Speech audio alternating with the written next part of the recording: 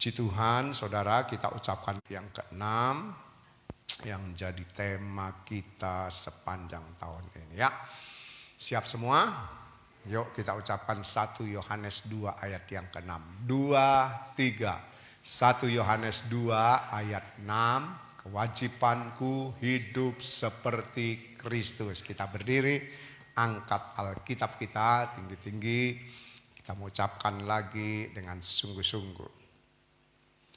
2, 3. Aku percaya Alkitab adalah firman Tuhan. Ketika aku membaca, mendengar, melakukannya, aku pasti berbahagia. Amin. Ya. Puji Tuhan, saudara, kita akan belajar lagi firman Tuhan ya.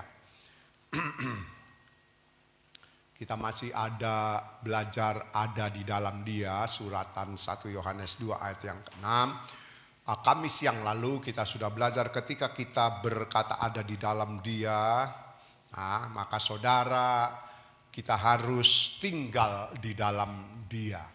Ya, tinggal di dalam Dia, tidak bisa terpisah ya, seperti ranting dengan pokok anggur yang kita sudah lihat di dalam Injil Yohanes pasal 15 ayat yang ke-1 sampai ke-8. Kemudian kalau kita tinggal di dalam Tuhan, harus tetap menempel di dalam Tuhan. Ya, saudara, itu membuat kita diproses. Sebab ranting yang ingin berbuah, yang ingin mengeluarkan buah, maka harus dibersihkan. Jadi kalau kita ada di dalam Tuhan, kita mengaku orang Kristen, selain kita harus tetap tinggal di dalam Tuhan, maka kita harus mau diproses supaya apa? Tidak berbuat dosa lagi. Memang proses itu enggak enak, saudara. Yang namanya diproses itu enggak enak ya. Selalu ada hal-hal yang membuat kita tersakiti atau merasa sakit lewat proses dibersihkan. Nah, sesudah itu poin yang ke-7, kalau kita sudah diproses, kita mau dibersihkan terus ya. Jadi kalau kita mau dibersihkan itu tidak boleh berhenti cuma satu kali ya. Harus terus menerus mau dibersihkan. Itu yang kita sudah pelajari pada Kamis lalu. Jadi proses itu, saudara, tidak cukup cuma satu kali dibersihkan satu kali, enggak ya. Karena kita tahu ketika kita dibersihkan dalam satu hal, ada hal yang lain, ya kan? Hal yang lain yang belum dibersihkan. Jadi harus mau terus-menerus dibersihkan. Untuk bisa apa ya? Untuk bisa tentu tinggal di dalam Tuhan atau menjadi orang Kristen ya. Karena kita sudah tahu Kristen bukan agama, tapi Kristen adalah jalan hidupnya Tuhan Yesus. Dan poin yang ke-8 yang kita sudah lihat atau kita sudah pelajari Kamis kemarin, sudah kita dibersihkan, harus terus-menerus dibersihkan, maka kita akan bisa menjadi orang yang mengasihi Tuhan. Atau dengan kata lain, kita harus mengasihi Tuhan untuk bisa terus kita dibersihkan tadi. Ya, kita sudah baca juga contohnya orang yang mengasihi Tuhan, maka dikatakan oleh firman Tuhan dia akan menurut semua perintah Tuhan. Nah, sekarang saudara, saya ingin ajak saudara lihat selanjutnya ya. Ketika kita ada di dalam Tuhan, maka poin yang ke-9, kita harus hidup di dalam terang. Kita baca 1 Yohanes 1 ayatnya yang ke-7. 1 Yohanes pasal yang ke-1 ayatnya yang ke-7. Ketika kita berkata aku ada di dalam Dia, atau ketika kita berkata aku orang Kristen, maka saudara dan saya harus hidup di dalam terang. Ya. 1 Yohanes pasal 1 ayatnya yang ke-7. Kita baca sama-sama ya. 1 Yohanes 1 ayat yang ke-7. 2, 3. Tetapi jika kita hidup di dalam terang sama seperti Dia, maka kita beroleh persekutuan seorang dengan yang lain, dan darah Yesus anaknya itu menyucikan kita daripada segala dosa. Nah, jadi saudara, maka yang harus kita miliki selanjutnya ketika kita ada di dalam Tuhan Yesus, kita mengaku orang Kristen, maka kita harus hidup di dalam terang. Ya.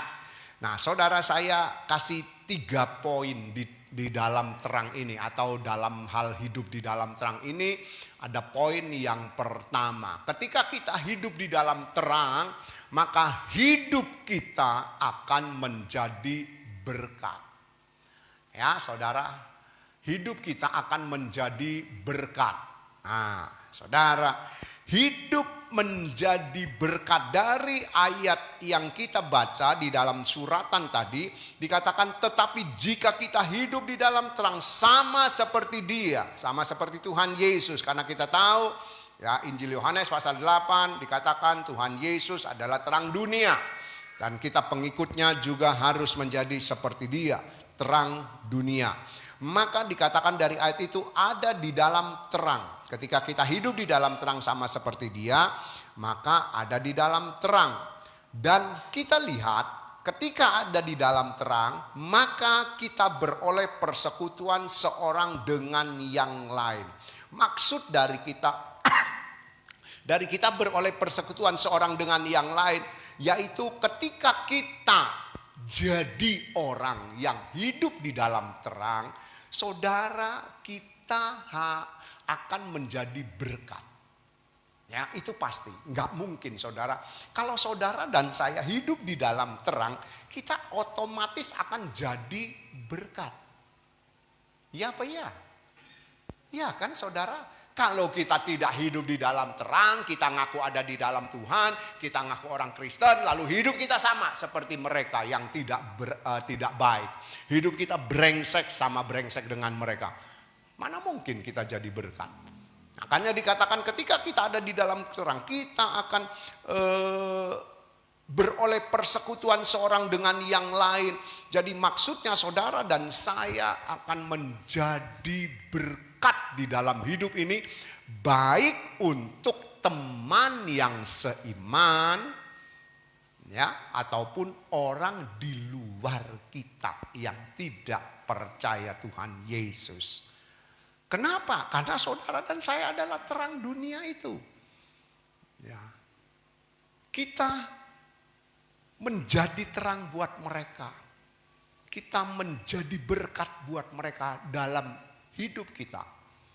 Ya, kalau kita baca, saudara, di dalam firman Tuhan dikatakan, kamu harus menjadi terang dunia. Kamu harus menjadi garam dunia. Saudara, ini loh yang harus kita miliki ya. Tuhan mau saudara dan saya ada di dalam terang. Dengan begitu hidup kita akan menjadi terang buat mereka, akan menjadi berkat buat mereka. Sekali lagi saya katakan, baik yang seiman dengan kita maupun yang tidak seiman dengan kita. Karena ada banyak orang yang mengaku Kristen, yang mengaku percaya Tuhan Yesus, tapi hidupnya enggak menjadi berkat. Ya, saudara. Kenapa? Karena mereka enggak ada di dalam Tuhan. Karena mereka bukan orang Kristen, cuma ngaku. Ngaku gampang, saudara. Kalau kita cuma ngaku itu, gampang sekali. Aku orang Kristen, ya. Aku ada di dalam Tuhan, ya. Tapi hidupmu bagaimana? Kan begitu. Orang kan ingin melihat. Nah, makanya saudara, kita harus terus hidup di dalam terang. Hidup ada bersama dengan Tuhan yang adalah terang dunia itu. Nah, kemudian saudara, poin yang kedua dari nomor 9 ini, yang B, ketika kita hidup di dalam terang, dari ayat yang sama dikatakan, maka darah Tuhan Yesus anaknya itu menyucikan kita daripada segala dosa. Ya, ketika saudara dan saya hidup di dalam terang, ya, darah Tuhan Yesus itu menyucikan kita. Maksudnya bahwa hidup kita yang sudah ditebus oleh Tuhan Yesus itu berarti kita ada di dalam terang. Berarti saudara dan saya yang sudah ditebus, yang memang benar-benar hidup kita sudah ditebus, kita ada di dalam terang. Nah, dengan begitu saudara, secara tidak langsung hidup saudara dan hidup saya pun berjalan di dalam terang. Kenapa? Karena kita sudah dibenarkan. Memang saudara, ketika kita dibenarkan, kita bisa jatuh, kita bisa keselandung, kita bisa terantuk, kita bisa berbuat yang tidak seperti Tuhan inginkan. Tapi saudara, itulah yang namanya perjalanan proses kebenaran, ya, proses hidup dalam terang. Nah, makanya saudara, kalau kita tahu darah Tuhan Yesus sudah menyucikan hidup kita, berarti hidup kita sudah ditebus, hidup kita dianggap benar, ya saudara, maka kita pun harus terus-menerus mau dibenarkan. Tentu saja lewat perbuatan kita, ya, lewat kelakuan kita, ya, lewat apa yang kita jalani di dalam hidup ini. Saudara, supaya apa? Supaya penebusan Tuhan Yesus itu tidak jadi sia-sia. Saudara baca di dalam Ibrani dikatakan, kalau kamu tidak menghargai anugerah itu, maka tidak ada penebusan yang kedua yang Tuhan Yesus akan kerjakan di dalam hidup kita. Tuhan Yesus mati satu kali untuk selamanya. Ya, ketika kita tidak mau terus hidup di dalam terang, tidak mau dibenarkan terus-menerus lewat korban Tuhan Yesus, karya salib itu, saudara, kita tidak akan memiliki penebusan yang kedua. Jadi ayo saudara, kalau kita tahu kita ini sudah ditebus, ya, oleh darah Tuhan Yesus, dan kalau kita baca di dalam suratan Petrus, itu darah yang menebus hidup saudara dan saya, hidup kita itu darah yang sangat mahal, lebih mahal dari semua yang ada di dunia ini. Sebab apa? Yang ada di dunia ini tidak bisa menebus kehidupan kita. Emas, perak, permata, misalnya saudara punya berlian, kekayaan kita sekalipun, itu tidak bisa menebus hidup kita. Nah, jadi kalau kita sudah ada di dalam terang, berarti hidup kita dibenarkan, dan itu harus terus menerus. Tentu saja kita yang berusaha, kita yang berjuang untuk terus menerus hidup dibenarkan. Ya, tadi seperti saya katakan, satu hal kita dibenarkan. Nah, ini terus berlangsung. Terus berlangsung. Hal-hal yang lain harus terus kita diproses untuk benar-benar menjadi benar. Gak gampang memang. Tapi inilah yang Tuhan mau. Ini yang Tuhan ingin dari kehidupan kita. Makanya kita harus meneladani hidupnya Tuhan Yesus. Ya, teladani hidup Tuhan Yesus. Kita tidak bisa meneladani hidup manusia atau yang kita idolakan.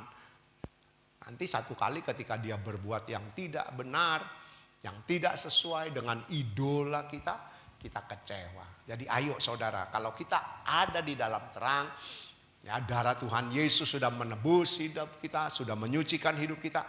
Ayo kita mau hidup terus dibenarkan. Ya, tentu saja sekali lagi seperti saya katakan tadi, lewat proses, dan proses itu tidak mudah. Nah, poin yang ketiga, kalau kita hidup di dalam terang, saudara, maka firman menuntun hidup orang itu. Kita baca ayatnya. Nah, Mazmur 119 ayat 105. Yuk, Mazmur 119 ayatnya yang ke-105. Ketika saudara dan saya hidup di dalam terang, ya saudara, kita bisa menjadi berkat buat banyak orang. Ketika saudara dan saya hidup di dalam terang, maka kita harus terus benar-benar hidup di dalam terang itu lewat proses yang Tuhan mau kita lakukan. Makanya yang ketiga, ketika kita hidup di dalam terang, maka saudara dan saya akan dipimpin oleh firman itu. Mazmur 119 ayat 105. Dapat semua?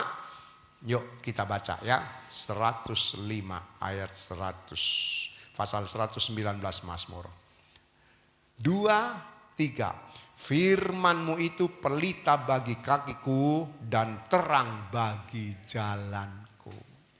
Firman-Mu itu pelita bagi kakiku dan terang bagi jalanku. Firman Allah yang hidup menulis demikian, firman-Mu adalah lampu yang menerangi jalanku supaya aku jangan jatuh.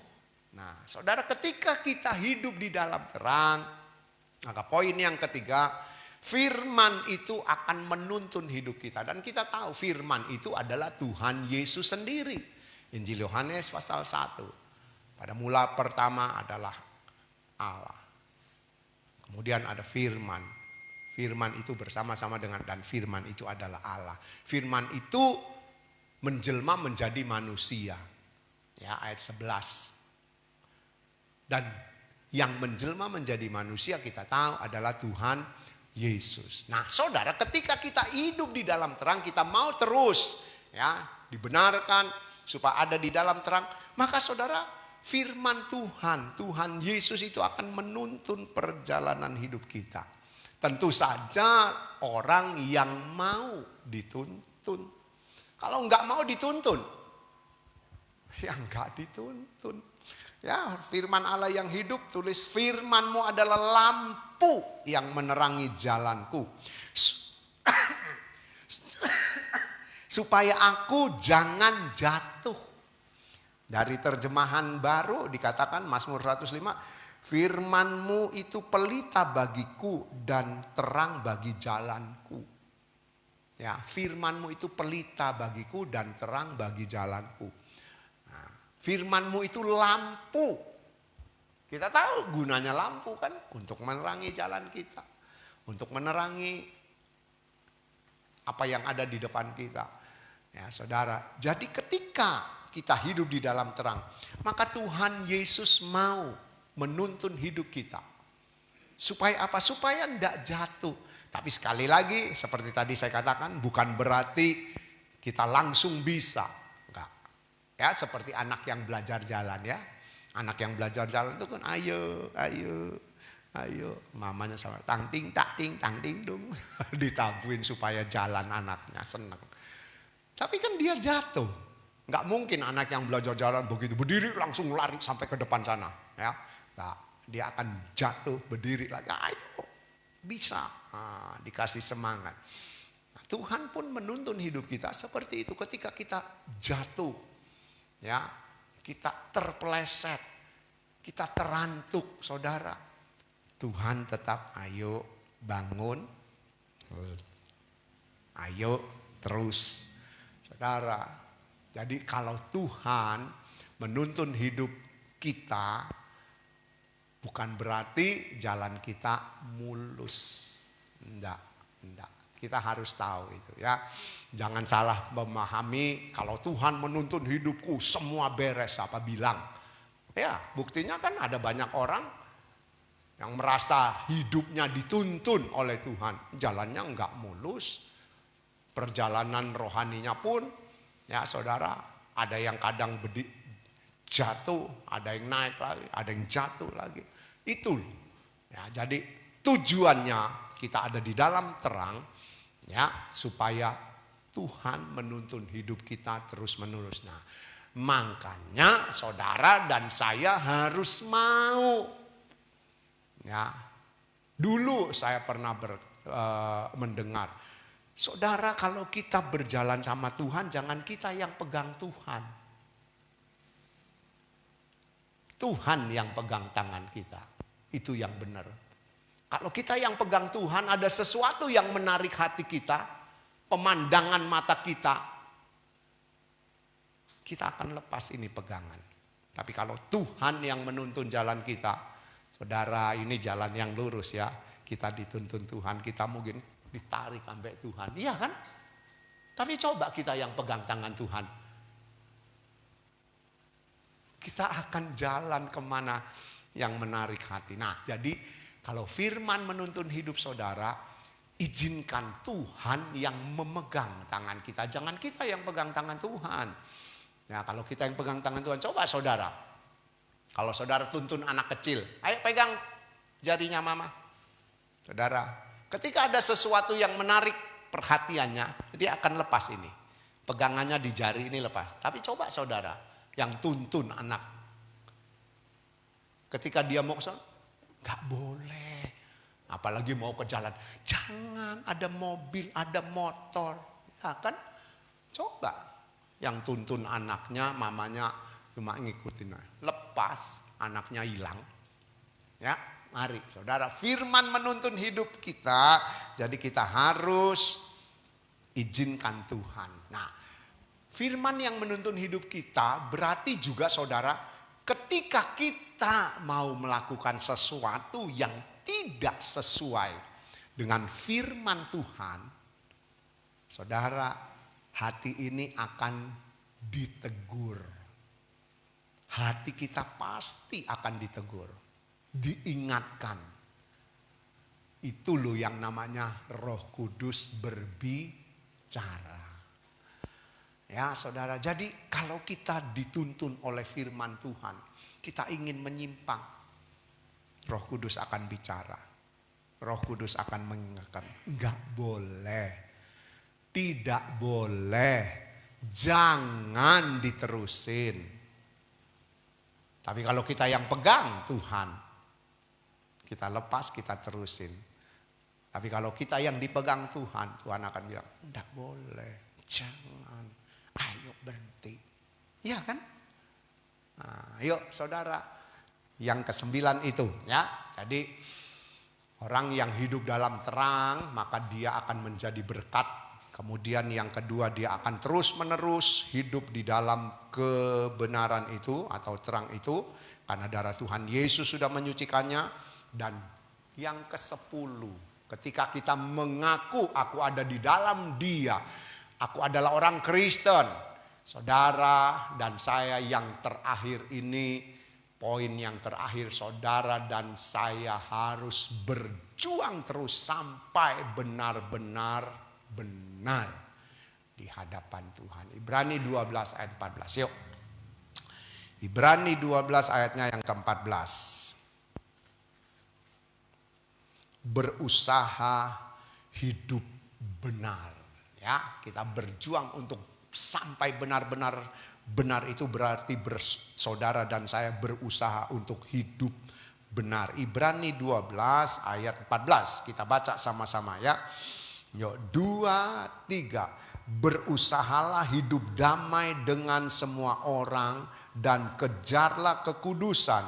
Sebab tanpa kekudusan tidak seorang pun akan melihat Tuhan. Bahasa Indonesia masa kini menulis demikian. Berusahalah untuk hidup rukun dengan semua orang.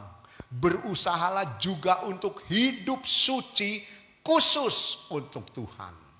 Ya, jadi di sini kejarlah kekudusan. Tapi di bahasa Indonesia masa kini kita mau mengejar kekudusan atau hidup benar itu khusus untuk Tuhan. Sebab tidak seorang pun dapat melihat Tuhan kalau ia tidak hidup seperti itu. Ya saudara, tadi kita sudah singgung poin yang minggu lalu bahwa kita harus terus menerus dibersihkan supaya kita bisa berbuah. Nah, untuk kita menjadi kudus itu, untuk menjadi benar, kan tadi firman menuntun saudara dan saya supaya tidak terantuk, supaya tidak jatuh, tidak terselandung. Dan itu akan terus memproses hidup kita.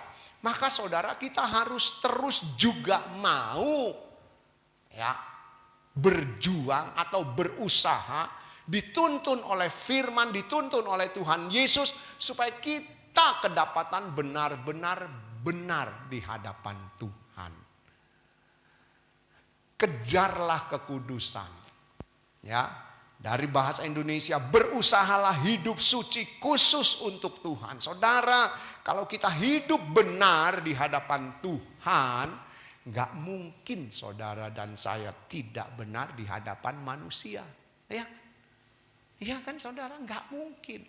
Tapi kalau kita cuma benar di hadapan manusia, kita berusaha hidup benar di hadapan Tuhan, kita belum tentu benar. Ya, sebab apa?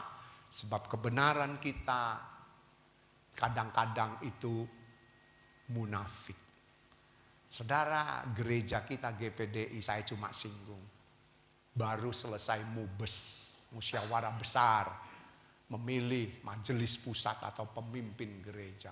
Saya dengar cerita-cerita yang tidak enak. Maksudnya cara dunia masuk ke gereja. Ya, ada saudara hal-hal yang tidak baik masuk ke gereja. Ini loh, hampir semua gereja seperti itu. Nah, ini enggak benar. Ini enggak benar. Jadi ayo saudara, kita harus mengejar. Kekudusan itu harus dikejar. Kalau ada di depan target kekudusan, kita harus kejar. Kita enggak bisa, sini dong, saya mau kudus. Sini, saya enggak bisa. Itu kekudusan, kita harus mencapainya. Kita harus berjuang supaya sampai titik. Kalau saudara dengar khotbah kemarin minggu kan, sampai titik di mana kita tidak bisa balik. Kalau kita berbuat yang tidak benar, kita berdosa, terus kita ikuti cara hidup dunia, sampai di titik tertentu kita tidak akan bisa kembali kepada Tuhan. Tapi ketika kita hidup benar, sampai titik tertentu kita tidak akan kembali kepada dunia. Nah, saudara, jadi kita harus berjuang, ya, berjuang mengejar kekudusan itu, ya saudara. Tapi sekali lagi ini harus butuh tekad, harus butuh tekad dan nekat, ya, butuh tekad dan nekat. Kalau cuma tekad enggak nekat, ya cuma tekadnya aja kepengen, tapi enggak nekat, enggak akan berhasil, enggak akan kita mencapai kekudusan itu.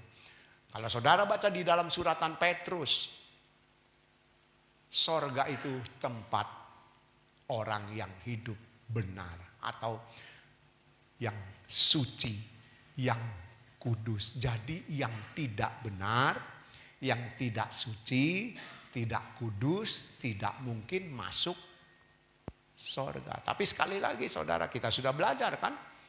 Kesempurnaan kita itu ada kelasnya, tergantung kelas kita.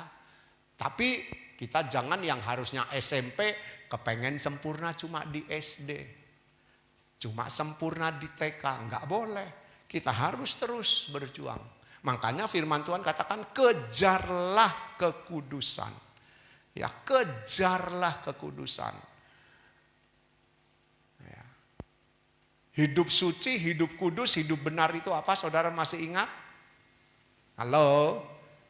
Kita hidup kudus, kita hidup benar, kita hidup suci itu apa? Ayo, masih ingat gak? Pernah kan disampaikan? Nah, ketika ada kesempatan kita berbuat dosa, kita tidak melakukannya, itu kita hidup benar. Itu kita hidup suci, itu kita hidup kudus. Ya, jadi itu harus diingat. Ketika ada kesempatan untuk kita berbuat dosa, berbuat salah, melanggar firman, menyimpang dari firman, kita tidak melakukannya, itu kita benar di hadapan Tuhan. Ya, kan kita bisa berbuat dosa, kita bisa berbuat yang tidak benar di mana aja. Istri enggak tahu, suami enggak tahu, orang tua enggak tahu, anak enggak tahu, teman gereja enggak tahu. Tapi ada dua mata yang melihat saudara dan saya. Dan ada malaikat di sebelah saudara dan saya yang mencatat apa yang kita kerjakan. Ya saudara, ayo. Saya juga berjuang. Saudara juga berjuang. Ayo kita berjuang sama-sama. Pindahkan hidup ke sorga. Amin. Yuk.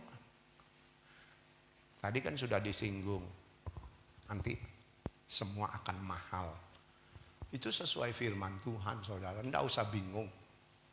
Ya, sesuai firman Tuhan kalau saudara baca di 2 Timotius itu. Pada akhir zaman akan bertambah susah, bertambah sulit. Tapi saudara, kalau kita hidup benar, Tuhan tetap pelihara hidup kita. Makanya ayo berjuang terus sampai benar-benar benar di hadapan Tuhan. Minyak mau naik berapapun, kalau kita ada uang, udah nggak usah bingung. Nggak usah pusing. Aduh, ya di grup hamba Tuhan, ya udah ribut. Besok minggu kan mau jalan-jalan wilayah Bondowoso, Situbondo ke Jogja. Ntar malam BBM naik katanya. Aan. Oh, saya dengar langsung, saya pergi pom bawa jerigen.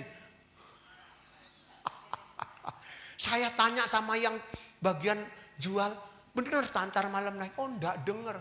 Saudara mau naik BBM nggak mungkin diumumkan, ya kan? Tahu-tahu naik. Sekarang kan sistemnya gitu. Nah, saudara, kita nggak usah bingung dengan. Yang penting ayo berjuang terus, hidup benar, hidup benar ya, supaya kita benar-benar benar di hadapan Tuhan. Kalau saudara dan saya hidup benar, kita hidup benar, tidak mungkin Tuhan tidak berbuat benar juga kepada kita. Ya, nggak mungkin. Dia tidak akan biarkan kita. Ya, ingat kan Matius 6, burung di udara Tuhan pelihara. Bunga di padang dihiasi. Mereka tidak pernah menabur tapi menuai. Mereka tidak pernah, bunga-bunga itu tidak pernah menghiasi diri, tapi dihiasi Tuhan, begitu cantik. Iya.